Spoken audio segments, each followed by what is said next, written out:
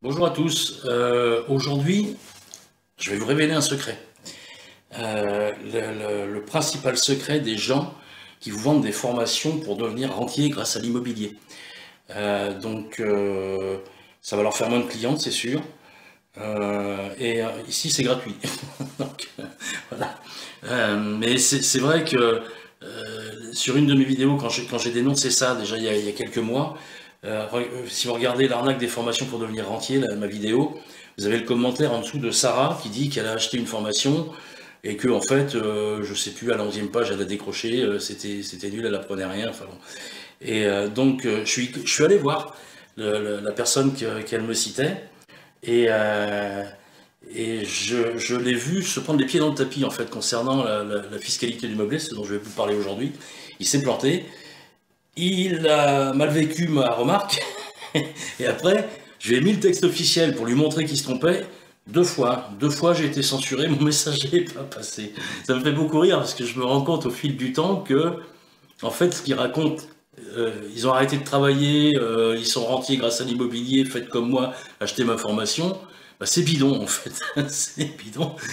Vous serez peut-être rentier si vous investissez comme il faut à la fin du crédit, mais pas avant. Ou alors vous gagnez au loto, vous achetez cash, vous gagnez au loto. Donc c'était assez marrant. Puis le même, je l'ai attrapé sur l'histoire, alors j'y reviendrai, la SCI à l'IS. Parce qu'il y a quelqu'un qui lui dit, voilà, moi, je veux avoir ton avis, voilà, j'ai un projet d'investissement SCI à l'IS, et il lui répond, commence par mettre des meubles, commence par mettre des meubles. Pour la fiscalité, mais en fait, ça c'est pour les connaisseurs, mais la fiscalité du mouvoir meublé et la fiscalité sur les loyers de la SCI à l'IS, c'est la même chose. Donc voilà, je doute que le type soit très pertinent en fait. C'est son domaine, soi-disant, mais bon, ça ressemble à un gag. Et puis récemment sur Facebook, j'ai pas pu m'empêcher, je suis un sale gosse. Je vois une pub pour quelqu'un qui dit moi j'ai une méthode pour investir loin de chez vous, sans effort, sans arrêter de travailler. Et en fait, alors je ferai une vidéo là-dessus parce que j'ai gardé les captures d'écran. C'est assez marrant parce que en fait, mais même en étant sur place, moi, sur les opérations que je monte en coloc, ça demande un sacré boulot et ça peut pas se faire n'importe comment. Donc c'est assez marrant. Aujourd'hui, on va parler, le principal secret que je vais vous révéler, c'est la fiscalité de la location meublée. Voilà. Et donc, sachant qu'effectivement, quand même, ça suffit pas, parce que pour faire un bon investissement, faut connaître le terrain, faut pas le faire, faut pas investir n'importe comment, n'importe où, faut connaître le marché, le type de logement, la clientèle à laquelle ça s'adresse, faut connaître au niveau géographique, les secteurs et les prix, parce qu'on ne peut pas acheter n'importe quoi, n'importe comment, bien évidemment. Il faut savoir chiffrer le montant des travaux, et puis, surtout, parce qu'ils vous disent que vous allez arrêter de travailler, il faut y consacrer du temps, et ça n'a pas de prix, effectivement. Ça se fait pas au hasard, alors, je dis pas que c'est pas faisable, il y a des gens qui peuvent y arriver, mais c'est pas en achetant une formation, c'est en vous investissant vous-même, et en ayant les connaissances de base, dont le secret que je vais vous livrer aujourd'hui, la fiscalité de la location meublée. Donc pour faire ce parallèle, c'est un truc que je fais, c'est un exemple que je prends pour mes clients en général. La première chose, je vais vous parler d'un boulanger, une profession dont on parle en ce moment avec la crise de l'énergie. Et donc en fait, quand vous encaissez des loyers en location meublée, ce ne sont pas des loyers, ce sont des recettes, comme un commerçant ou un artisan. Et ce que vous déclarez, ce ne sont pas des revenus fonciers, ce sont des bénéfices, comme un commerçant ou un artisan. Et au même titre qu'un commerçant ou un artisan, quand vous achetez un appartement, ça fait partie du matériel de votre société. Je schématise, parce que c'est pas, voilà, c'est un peu schématique ce que je raconte, mais donc je vais vous parler du boulanger et de son four. Imaginons, alors les chiffres sont sûrement faux, mais c'est pour illustrer mon propos. Imaginons, le boulanger veut changer son four. Son four coûte 100 000 euros. Et il faut savoir que l'administration fiscale a des barèmes de durée de vie moyenne selon le type de matériel, le type de société et le type de matériel. Et imaginons que pour l'administration fiscale, un four de boulanger, sa durée de vie soit de 10 ans. Donc, première chose, il achète son four 100 000 euros, j'ai aucune idée des prix, mais c'est juste pour vous expliquer le schéma, vous allez voir, ça va vous faire économiser une formation. Le four coûte 100 000 euros.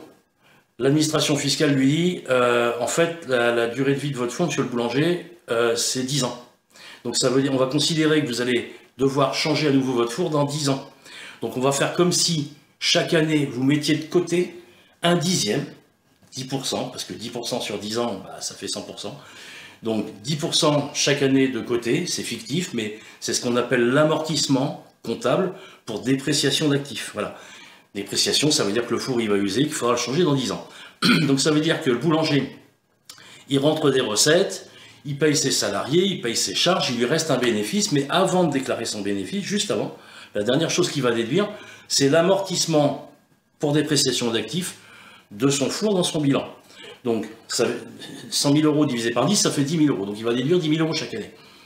Comme vous êtes en même régime fiscal quand vous êtes en location meublée, vous allez aussi pratiquer l'amortissement pour dépréciation d'actifs, sauf que là, on parle d'un appartement. Alors, c'est beaucoup plus technique, ce que je vais vous expliquer, mais je ferai une vidéo plus détaillée après. Là, c'est juste pour vous expliquer la base.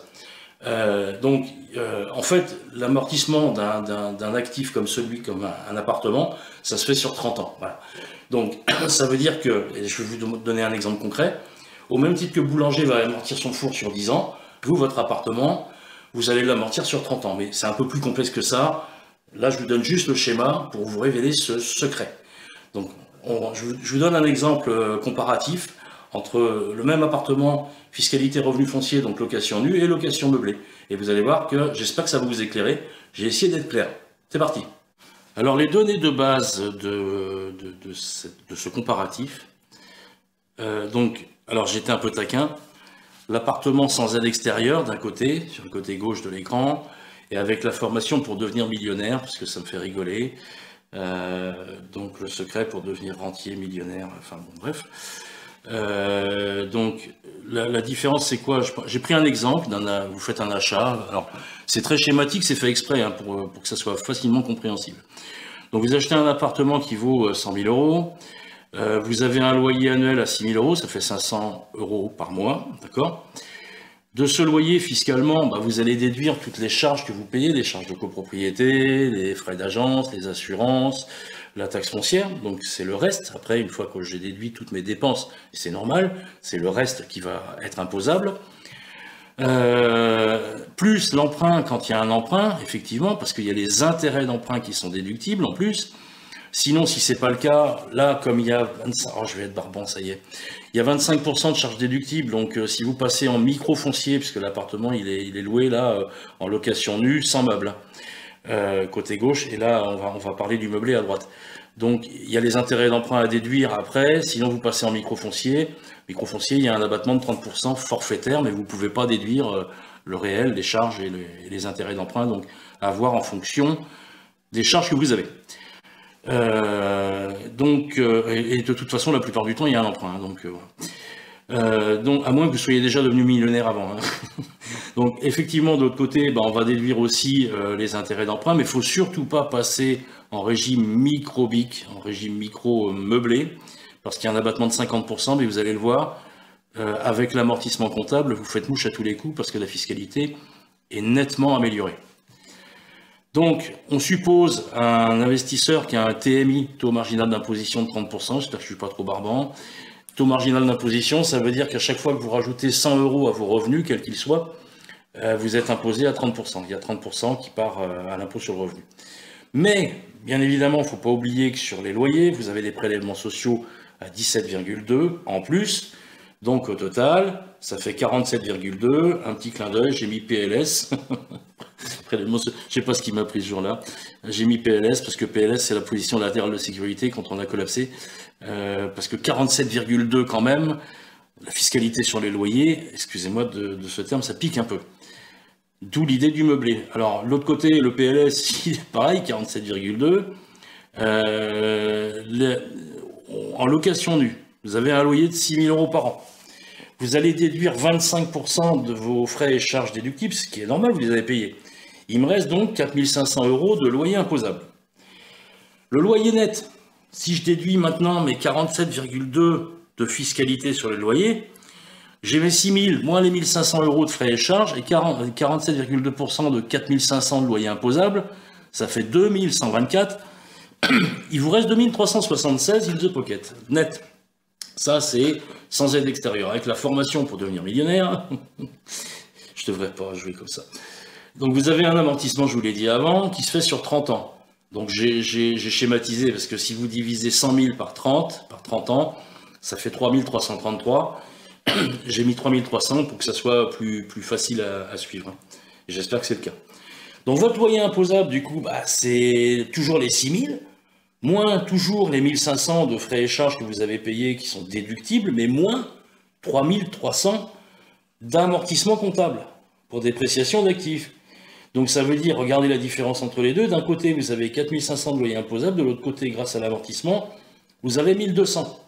Sachant qu'en plus, quand vous louez en meublé, souvent, vous pouvez monter un peu le loyer. Voilà, on arrive souvent à un loyer un petit peu supérieur.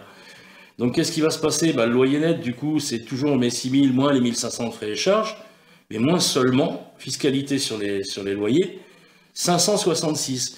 C'est-à-dire qu'au lieu de 2 376 € à la fin de l'année dans la poche, vous avez 3 934. C'est le même appartement, c'est le même loyer là. J'ai fait le comparatif, toutes choses égales par ailleurs. Donc ça fait plus 66%, vous avez le même appart. Alors il faut juste savoir s'il se prête ou pas d'allocation meublée. Voilà, je vous ai révélé le secret. Et vous êtes presque millionnaire, grâce à moi. Alors, j'arrête mes bêtises, mais c'est important parce que j'en ai assez. C'est vraiment. Je suis pas le meilleur du monde, mais c'est agaçant des gens qui vous vendent des trucs et vous n'allez jamais pouvoir vous débrouiller tout seul après. Et ben voilà, donc là vous avez déjà une première piste de réflexion très concrète. Voilà, je ne sais pas si ça vous parle, si ça peut. Encore une fois, ça se fait pas n'importe où, n'importe comment. La location meublée, ça se réfléchit. Il faut qu'il y ait un marché. Et puis voilà, c'est aussi une bonne connaissance de terrain. J'ai oublié tout à l'heure de vous dire, pensez à vous abonner, je me répète, mais c'est super important pour moi, parce que plus on a d'abonnés, plus on est visible sur Internet, c'est comme ça. Et puis, si vous voulez me contacter, vous avez mon adresse mail en bas, et si vous aimez ce que je fais, un pouce vers le haut, j'apprécie, ça m'encourage, voilà. Donc, je vous l'ai dit avant, je vous ferai une vidéo plus précise dans quelques temps, mais vous avez déjà un premier éclairage. Et voilà, les formations, elles reposent essentiellement là-dessus en fait, c'est la base. Voilà. À bientôt pour une prochaine vidéo. Au revoir.